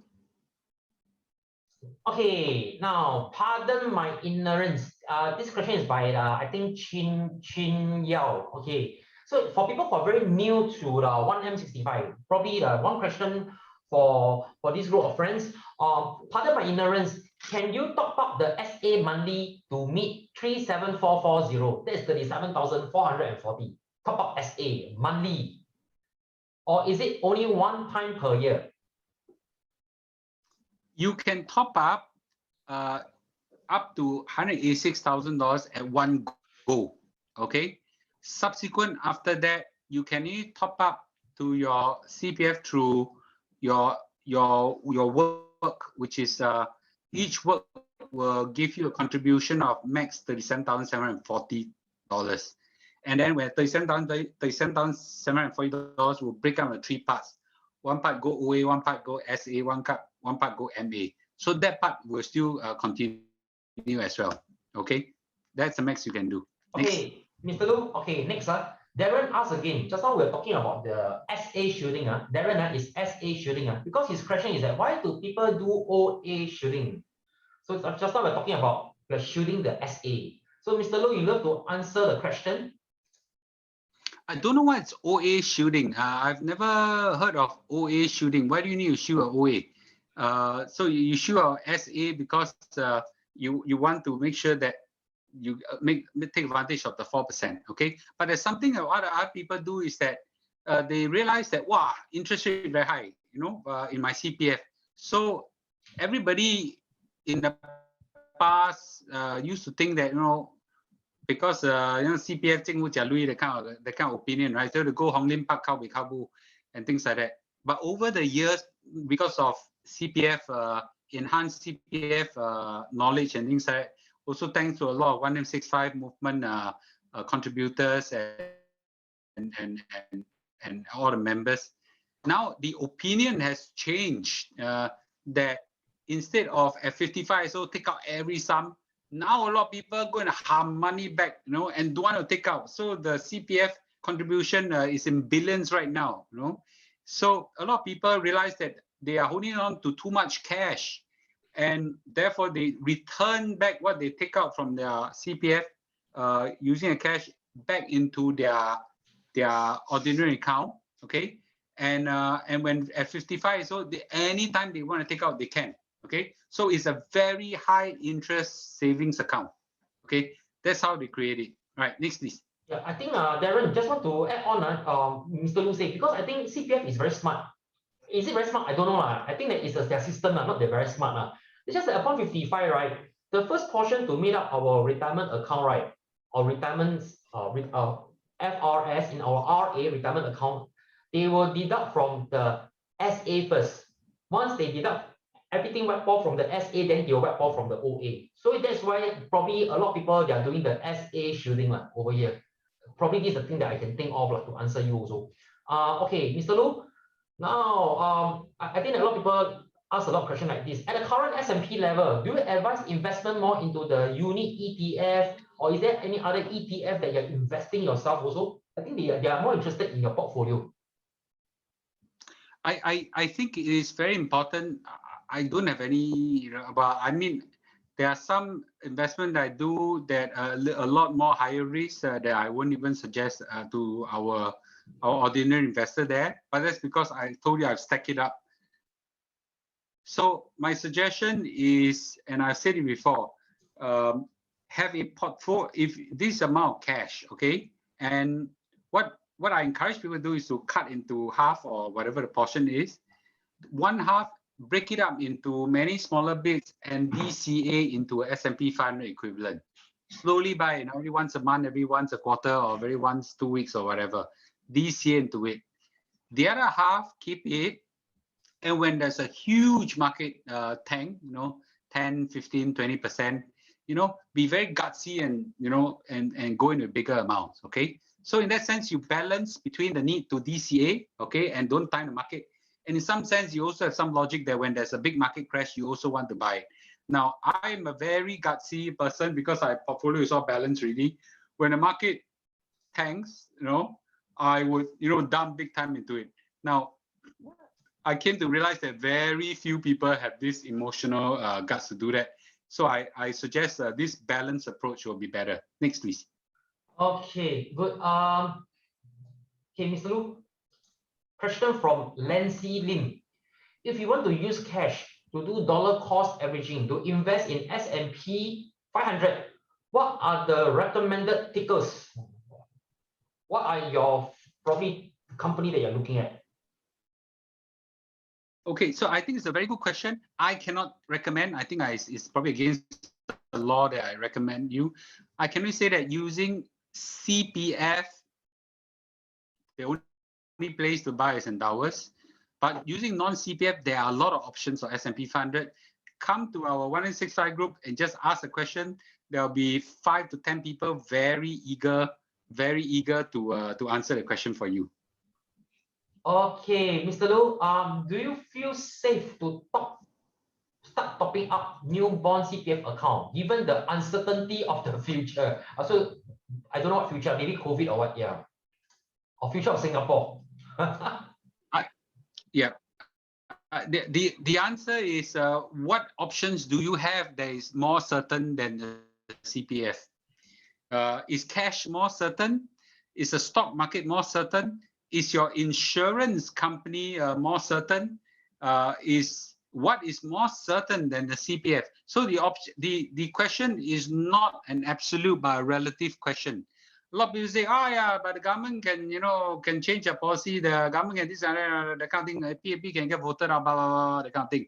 You got to weigh that against the other options. If you hold cash, you might lose the money, or you hand itchy go and spend money. If you go and buy insurance, buy endowment fund or whatever, the insurance company can lower the return rates and things like that. If you buy in the stock market, you can get panicky, and when the market falls, you get panic and sell and things like that.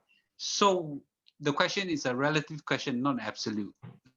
Okay, Mr. Loo. Okay, next please. Okay, I think we have 3 more questions. How about 3 more questions? Or you want you want to have more? I don't know. It depends on the audience. We'll go all the way to 10:30, okay? And we don't want to disappoint people. We'll try to be as good as we can in answering all the questions. Okay. I think that the crowd is still here. We have a good crowd here. Right. I think let's try to shoot for 15 more minutes and people. Okay. Yep. How do we beat inflation with 4% interest from SA? Just now I was talking about inflation 3%, right? Correct. So I always have this joke going around telling everybody and all my clients, if your boss give you pay rise less than 3% a year, that is less than the inflation, right? You better leave your job. So right now, somebody asks, how do we beat inflation with 4% interest from SA? It seems very marginal after deducting inflation. Not sure if I am misunderstanding. Yeah, true. You're not misunderstanding. You're very clear. Okay, so first of all, economists like to look at inflation rate as a basket of goods. Okay, so and they take a basket of goods and then measure the price change and say, inflation rate is the average of this. Let me make it categorically clear. Every one of us have a different inflation rate. The inflation rate you're facing depends on your lifestyle. Okay, so for people who say, "Wow, condominium prices rise and rise and rise," it doesn't affect me. Why? Because I have a house already. HDB, I stay there. I have no aspiration to buy landed property or condo. My inflation rate from property is 0. You understand the difference now? Now, but let's say I like to eat roti prata. Okay, and for some reason roti prata, the flour, the price went up a lot, so the price doubled. Then the impact on me is very high. But for someone else who don't eat roti prata, the impact is 0. The art of dealing with inflation is to make sure that your lifestyle follows one that is not so hit by inflation as much as you can. Okay. The second thing I want to say is that the inflation rate that's the average, okay, of Singapore is closer to a 2% over a long period of time. Are there times where it fluctuates to 3 to 5? Most of it is about 2%. So your 4% will still have a balance of additional 4%. The question is, what is your option? Okay, what is your option from a risk-reward perspective if you don't put money into a 4% return? You want to put in an S&P fund and stocks, you want to put in crypto, you can get higher return, or you could burn your ass off, So therefore, the answer is at least you will cover inflation with some excesses, okay? If you don't even do that, then you'll be burned dry by inflation and other aspects of life. Next, please.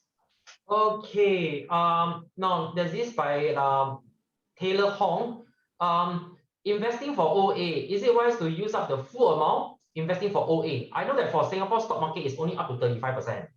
So this person, Mr. Hong, is asking, is it wise to use up the full amount 100%? Say you don't need to use it for housing. That's a good question. First of all, you make sure that all your safety nets are all built up. Your SA is top up the full, your MediSave is top up the full, and so on.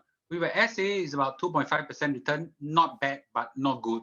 Okay, it's one of those kind of thing. So therefore, I would suggest that I wouldn't suggest anybody do anything, but for me, I go by the S&P 500. It's very clear, right? Something has proven over 100 years that it will compound over a long period of time. I'm a non-believer of Singapore stocks because the Singapore stock market has not performed up to standard. And don't say I say this because a lot of the companies are not even investing, doing IPOs in Singapore because the returns are just not exciting, right? So therefore, I don't pick Singapore counters as investment. So back S&P 500 or nothing for me. Next, please. Okay. Okay. Now, by this, I think MZ Chua is asking, after meeting our full retirement sum in the CPF SA, when you are within 55 years old, what happened to our CPF contribution from our employment? Does it still continue goes to OA, SA, and MediSave upon 55 years old? This is a CPF question. The answer is yes.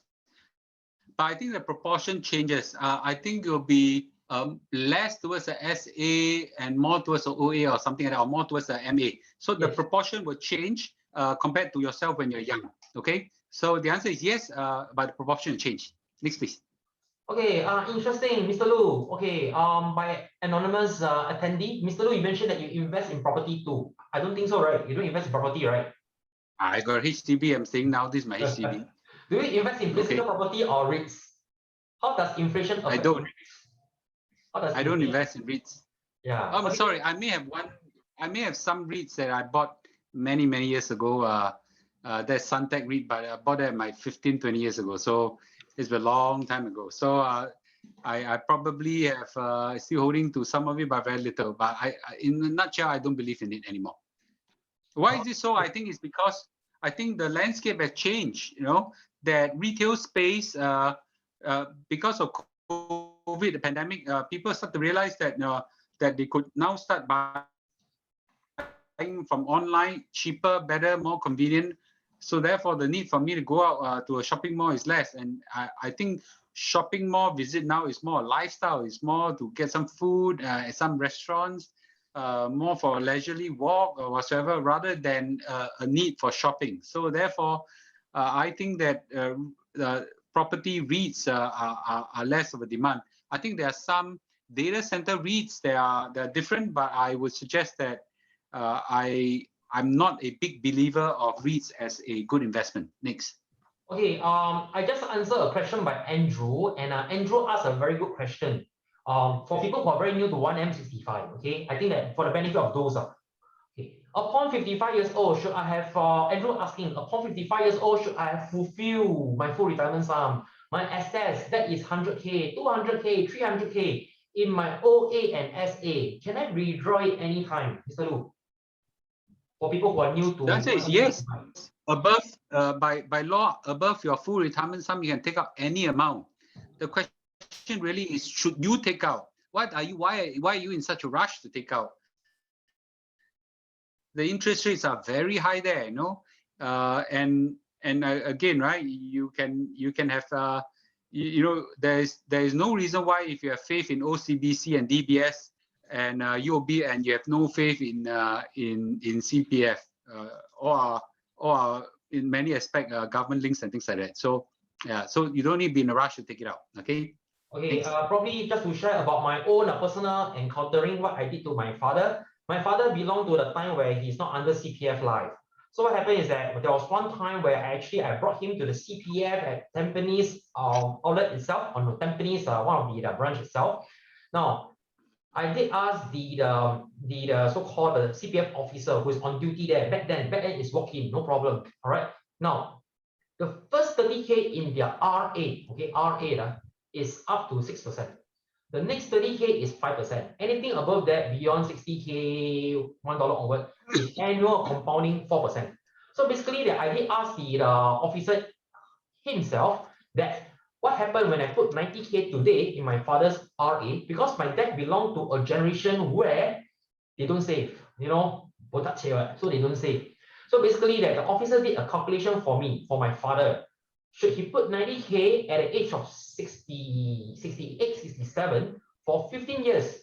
The 90K will be compounded with all the interest, average 5%, because 6, 5, and 4%, to 135K. Meaning that today I put 90K over 15 years. Every month he will withdraw $900, but the total interest will be 45. I put in principal 90, but total interest over 15 years is 45. Total interest around 50% over 15 years.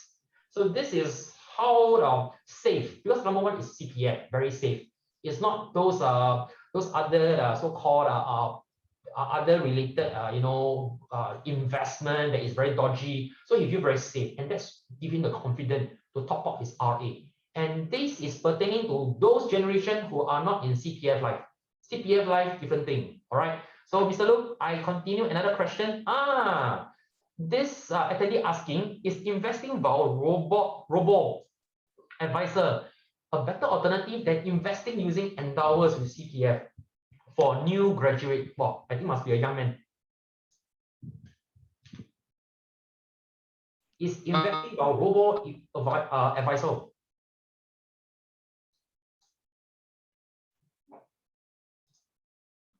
So I think the question really is advisor, right?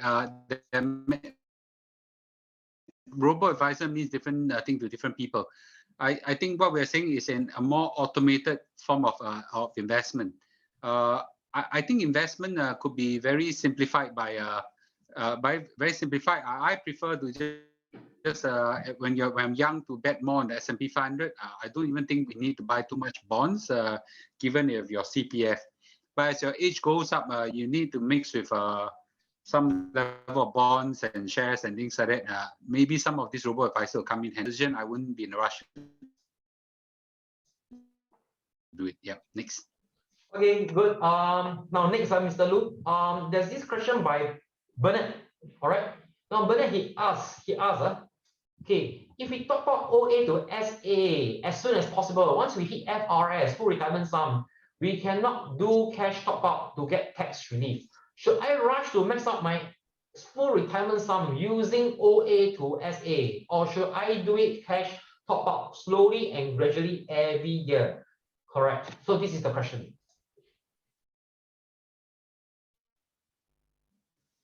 This tax planning is a bit tough for me, but I would just say this. I think the number is so if you are belonging to that minority that pay taxes, then you might want to do your tax planning. But I will just say this, that you got to weigh between the one-off gain, okay, versus the compounding gain that you have been able to put in the 186,000. I suspect, without crunching the numbers right now, that you will actually have a lot more to gain if you quickly top up your FRS as early as possible. The power of compounding takeover will make your tax saving looks like nothing eventually. Okay, come. We have answered around 45 questions. Now, okay, is it advisable, Mr. Loo, is it advisable for parents who are in their mid-60s who are on retirement plan scheme to change to CPF Life? Wow, okay, CPF Life. Sorry, there's a what? Sorry, retirement plan to CPF Life. All right. Sorry, the question is what change from a commercial retirement? Is it advisable for parents, okay, Singaporean who are on retirement sum scheme to change to CPF Life? Oh, RSS to CPF Life. To be frank with you, I'm very not familiar with the RSS scheme, and I do not compare a CPF Life scheme. Okay, so I wouldn't be able to answer that question. I'm sorry. Oh, okay. It's a very old scheme from what I understand. Yes. Yeah, because recently I think the CPF Life, I went to do some play with some calculator. I think that is online in the CPF website. They call it the CPF Life calculator. They have three standard plan, three plans: standard plan, basic plan, as well as escalating plan. There's something interesting about this basic plan. I think that you need to find out yourself. Okay, you don't know, ask the CPF. The CPF are very helpful. About this basic plan is that if you opt for basic plan CPF Life, right, the bequest, the amount of sum paid to upon the demise to the bequest is much more as compared to standard plan and escalating plan. But what is the component? I'm really not sure. But probably I think that you all can really go and find out and play with the calculator, because everybody will reach that point. It's a matter of fact. All right. Okay. Now, Joe Poe, Okay. Next question. Joe Poe, he was asking, can Pioneer Generation, Pioneer Generation draw out his balance in RA anytime after he deposits the money in RA? Pioneer Generation. No, the answer is no. Your RA is not is meant to be dispensed for you slowly through a CPF Life, CPF Life scheme. But if they belong to the old scheme, I think it's called RSS scheme. I'm not familiar with that, the mechanics of it. Okay, so but CPF Life in RA is meant to be dispersed to you over a long period of time as an annuity. So it means every month you get something all the way to Kingdom Comes. Yes. Okay, good. Okay, Mr. Loo. Okay, I think more or less that's about the question. Any more question here? Because right now it's coming close to 10:30. Right now it's 10:28 to be in fact. Any more questions? Okay, one more message, two more message. Oh, okay, Mr. Loo. Very typical question from common Singaporean. We are all common Singaporean, all right? Now, this, I think Mr. Sim or Miss Sim is asking, my salary is below 6K and my CPF contribution from work will not exceed the yearly CPF cap. So should I do a voluntary top up for the year 2021? That's number one. And should it be at end of the year or at the beginning of the following year, which is good? Because I think you want to maximize the interest for the whole year. And a contribution of CPF from work in December 2020 will be reflected in January 2022, if I'm not wrong. Okay. So you want to answer this question? I must confess that I think there's some discussion that I missed that in the 1965 group that they talk about this. For me, because I tend to look at something over a long period of time, I don't pick the difference between the December and January, but I understand there is a difference. Okay, I suggest that Sim, if you ask this question in a 1865 group, some of our experts there, we have a panel of about 20 experts there will be able to tell you this thing. Okay, so I think that'll be okay. Next, please. Okay. Now instead of using cash, the next question is that instead of using cash, can I transfer my OA to max out for my wife SA CPF? So he's asking this question. Can I transfer my OA? I don't think you can. I don't think you can transfer your OA to your spouse SA. I don't think you can, okay, but you can top up using cash, okay. I could be wrong on that, but I believe that you can't. Okay, yeah. Okay, now, okay, by June, do you think that US stock will still be as strong if China take over as the new superpower? I think it's something like trying to question you again for what you have answered, as China is growing stronger from June. If China, all the Chinese good solid companies, whenever possible, whenever they IPO, they all get listed in the US stock market. Okay, so when you buy the US index or you buy US stocks, you'll be surprised that there are many Chinese companies inside.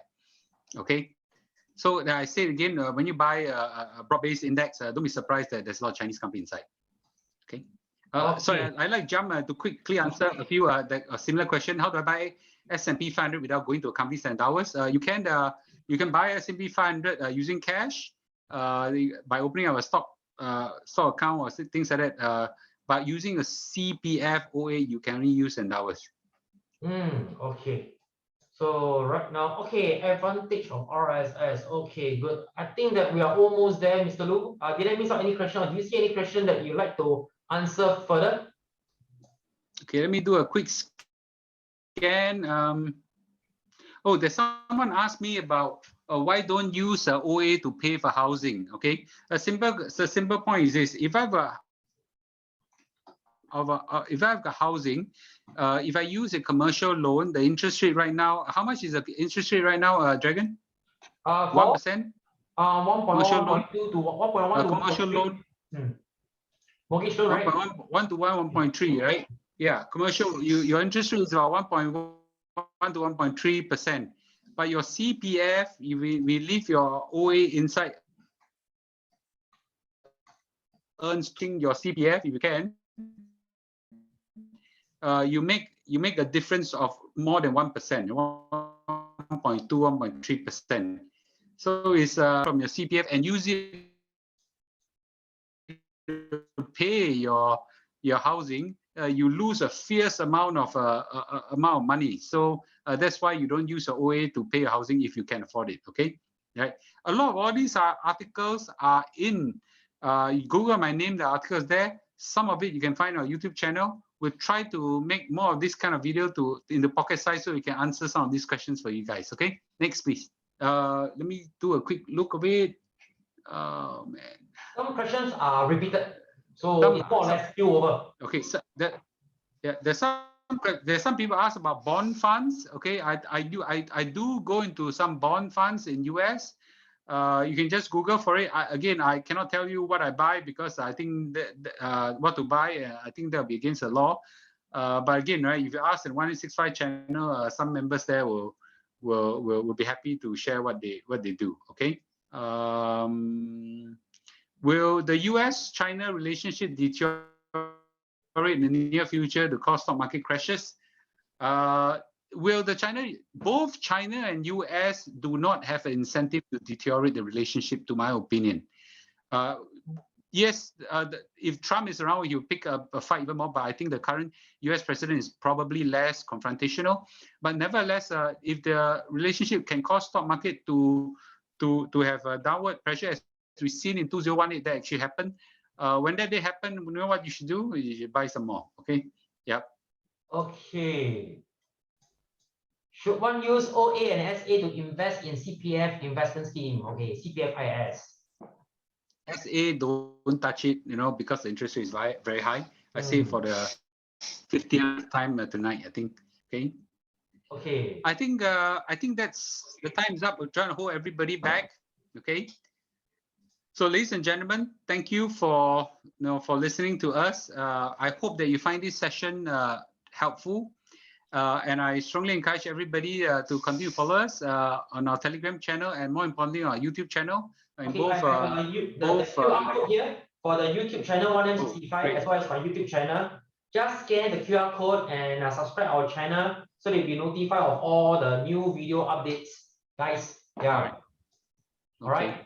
You're all very welcome. Thanks everybody for staying out with us for 2 hours. Okay, thank you everybody. Thank you. If let's say there's new, in fact, I have interesting video to show as well. But because of time is a bit too late, I'll show you all on another round. All right, interesting one, definitely interesting. In fact, I have video of a haunted HDB that I ever sold before. Yeah. Of course, a great talk show must be something very entertaining and relaxed, right? But I don't want to show tonight. So y'all cannot sleep. Yeah. The light flicker, or maybe I can show now. I can show now. Yeah, and I cannot see. If you want to see, you'll see. If you want to leave, you'll leave. Doesn't matter. Maybe I show to Mr. Loo. Mr. Loo, I get to see. Thank you. It's a video just for entertainment. Now, this is a house that I actually, HDB. It's a 40-year-old HDB that I sold years back. And it's only 1 year later that the owner actually sent me this clip. So let me see. Okay. Okay. Let me see my screen. Yeah. Thank you, everybody. Thanks for joining us. Thank you. Thanks, Loo. Nicholas. Mr. Loo itself. Okay, stop sharing first. Thank you, everybody. Thank you, everybody. Thanks, everybody on the YouTube channel as well. I show you this. Thank you. I also blur like vegetable. Yeah, stun like vegetable when I was doing this as well. Thank you, everybody. Screen. Yeah. Okay, screen. I think it was a speaker of the house that actually said that one time one of the residents complained to him that his neighbor on top keep making a lot of noise, knocking on the floor, and when the RC and the MP went to intervene, they found that the house has been emptied for many years. Oh, so that's something that MP cannot handle. This was a video, right, that was sent from my seller to me. 1 year later after I sold in around August, September 2019, July. So this was 231. Sorry, we can't see. Can you see? So we can't see. Oh, you can't see. Okay, so I say. So I'm trying to share the screen also. Share. Okay. Can you see a video right now? Yes. Oh, you can see a video. Okay, good. So let me open up the video and let you see. Okay, the video is here. You can see the video, right? Big enough? Yep. Okay, so this video was sent to me. I don't know about this house as well. You see this is 2:30 a.m. And you see the big room, the light is off. And then after that, the light lighted up again. And then after some time, the switch is off again. And this happened at 2:30 a.m. in 2 years back. So actually, I don't know. And the owner actually knows something is wrong with the house, but he never tell me lah. Yeah, until 1 year later. So probably next video invitation, I'll just invite some feng shui master lah to elaborate more also. Okay. Yeah. All right. Good night, everybody. Okay. Good night, everybody. Just for entertainment. Yeah, just for entertainment. Just for entertainment. All right. Thanks. Okay. Thanks, Dragon, for organizing this. No problem. Yeah, Mr. Loo. Okay. Thank you. Thanks, everybody. Yeah. Thank you. Thank you. Thank you. Bye-bye. Bye-bye. Okay. Bye-bye. I'll exit now. Thank you. Okay. Thank you. Thank you. Bye. Bye-bye. Have a good rest, everybody.